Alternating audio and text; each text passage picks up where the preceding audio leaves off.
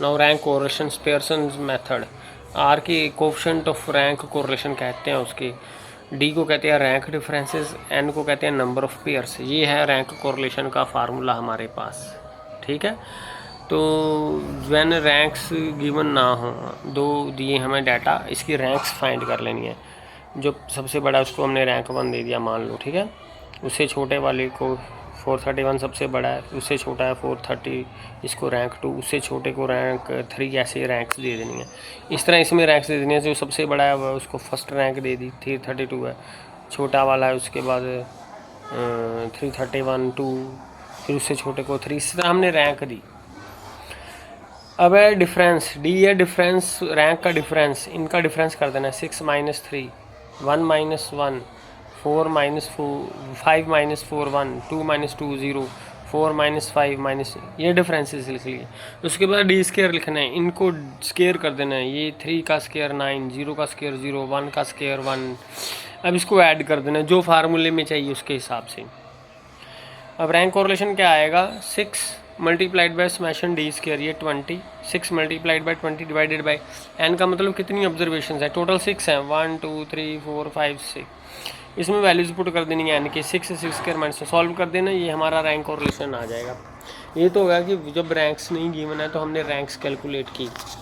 अगर पहले ही कहीं रैंक दी हुई हैं तो हमें रैंक करने की ज़रूरत नहीं है। अगर दिया है कि ये सीधी रैंक्स ही हैं या रैंक्स गिवन है तो ये सीधा फार्मूला लगा देना है। अगर नहीं है तो फिर रैंक्स निकालनी पड़ेगी, ये आपको देखना पड़ेगा क्वेश्चन में। अगर रैंक्स कहीं इक्वल बन जाती हैं, टाई हो जाती हैं, तो if two individual ranks equal at मान लो थर्ड प्लेस पे, तो अगर तीसरी और चौथी वाले पे रैंक आएगी, एक तीसरी वाली और चौथे वाले प्लेस पे है, पर उनकी रैंक सेम बन रही है, तो हमने क्या करना है,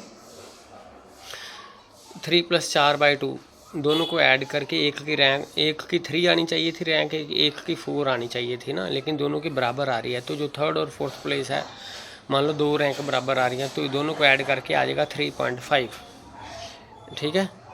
अब हर एक को कितनी रैंक देंगे, मान लो पहले की रैंक 1 आई, दूसरे की 2 आई, अब तीसरे की 3 आनी थी और चौथे की भी 3 आ गई, तो हमने इसको क्या कहा, ये थर्ड प्लेस था, ये फोर्थ प्लेस था, इसकी आ गई 3.5। अब दोनों को हम 3.5 रैंक देंगे।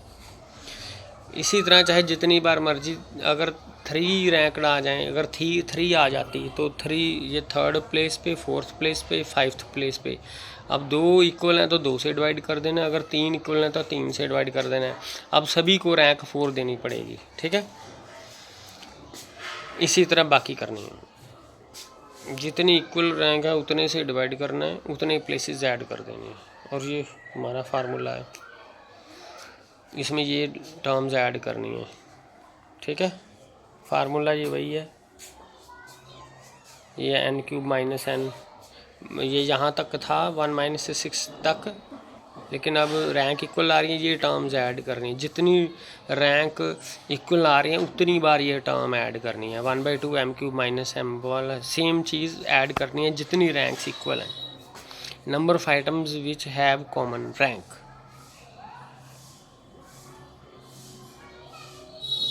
उतनी बार ये वैल्यू ऐड करनी है। अगर एक बार आ रही है तो 1, 2 बार आ रही है तो 2, तो m is the number of items which have common rank. तो ये फार्मूला है हमारे पास। यहाँ पर रैंक नहीं दी हुई, XY दिए हुए हैं, तो हमने सीधा रैंक्स निकाल लेनी है, ठीक है।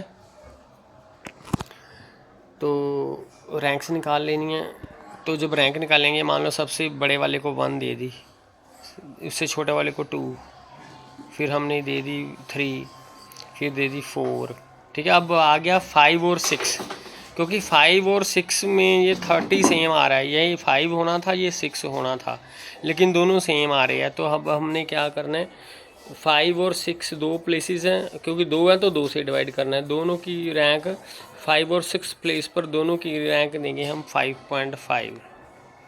अब 5 6 हो गई, अब 7 की बारी है, उसके बाद 7 की टर्म आ जाएगी, ठीक है। इस तरह से करना है। इस तरह y की भी रैंक्स लिख लेनी है। ये भी 40 ये 3 बार था। 3 बार का मतलब है कि 3 तक रैंक गिवन है, इसका मतलब ये 4 5 6 4th 5th और 6th प्लेस पे 40 आ रहा था। अब तीनों को ऐड कर देना है, डिवाइडेड बाई, क्योंकि 3 प्लेसेस हैं, 3 से डिवाइड करेंगे 9 15 5 आ जाएगा। अब 4th 5th और 6th तीनों प्लेसेस को रैंक देनी है हमने 5 5 5 5 5। उसके बाद 7th की टर्म है, 7th रैंक और 8th रैंक। ठीक है, ये 7th रैंक हमने दी 30 को, 8th रैंक दी हमने 20 को। अब फार्मूला वही है कि डी की वैल्यू तो वही रहेगी, रैंक डिफरेंसेस और डी स्क्वायर। अब 30 कितनी बार है? 2 बार। इसमें 30 जो है 2 बार आ रहा है, और इसमें 40 कितनी बार आ रहा था? 3 बार आ रहा था वाई में। अब क्योंकि 2 रैंक्स इक्वल आ रही हैं तो उस फार्मूले में 2 बार लिखेंगे। ठीक है, ये 1 हो गया, ये 6 हो गया, ये डी स्क्वायर की वैल्यू भर दी हमने। ओके, ये एन की वैल्यू भर देनी है, यहाँ पर ये ऐड कर देंगे,